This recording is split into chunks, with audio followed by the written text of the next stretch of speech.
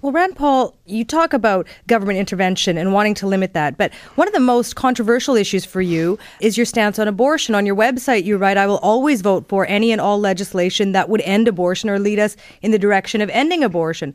Some would argue that legislating a woman to carry an unwanted baby to term is the ultimate state encroachment on an individual. How do you respond to that?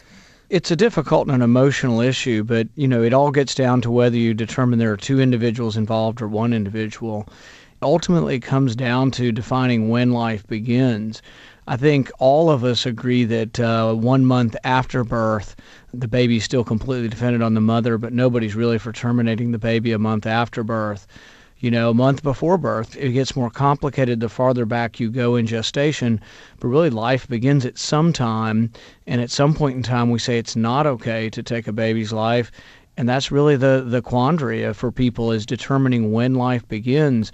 And really, it's changed as technology has developed, because it used to be people thought, well, baby at 6 months wouldn't survive of gestation. Now they do.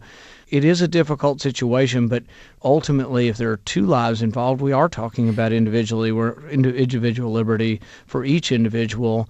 But ultimately, it's coming to terms with when you believe that life begins. But I'm not asking that. I'm asking you about how you reconcile government intervention and a woman's right to choose when you advocate for very limited government intervention in almost all things.